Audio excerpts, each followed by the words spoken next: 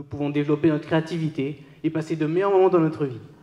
Mais il faut savoir garder un équilibre à tout ça. L'éloquence, don de la parole, facilité pour bien s'exprimer, telle est la définition de cet art de toucher et de persuader par le discours. Aujourd'hui, c'est la finale des ambassadeurs de l'éloquence, organisée dans le cadre de la cité éducative et qui regroupe des élèves du collège Montaigne, Condorcet et Anoto. Un moment particulier pour des élèves qui, dans notre société d'aujourd'hui, sont plus habitués aux écrans. L'idée, c'est de vraiment mettre nos élèves en situation de devoir s'exprimer à l'oral. On sait que dans le monde actuel, l'expression orale est de plus en plus importante et prend de plus en plus de place, notamment dans les examens.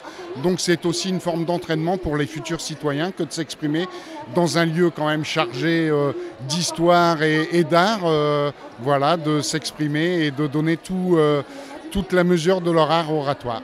Des enfants. Mais si cela les rabaisse au rang de propriété, au lieu d'être une fierté, que peuvent-elles? Un passage devant une centaine de personnes et surtout devant un jury professionnel des discours et des arts des lettres. Il est important de faire ce type d'exercice parce que l'oral, c'est l'outil, la parole, c'est l'outil de la liberté, c'est l'outil de la pensée. Et il arrive un moment dans le système scolaire, on s'est éloigné un petit peu de l'oral pour aller beaucoup vers l'écrit. Les examens en sont l'exemple type. Et on se rend bien compte que malgré tout, c'est ça qui fait que dans la vie de tous les jours, les rapports sont apaisés, on peut s'expliquer, on peut argumenter. On peut rêver aussi, voilà. C'est une fenêtre ouverte sur la vie, sur le monde, sur l'autre et c'est essentiel de mesurer la parole pour avoir une vie apaisée et agréable avec les autres. Chaque concurrent a le choix dans le thème du discours, la liberté, la femme, les réseaux sociaux ou l'écologie. Les jeunes collégiens restent dans des thèmes d'actualité qui montrent bien leurs préoccupations.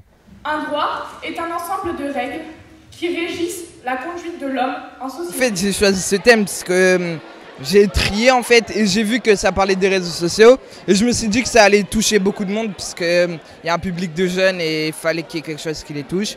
Du coup j'ai choisi ça comme ça.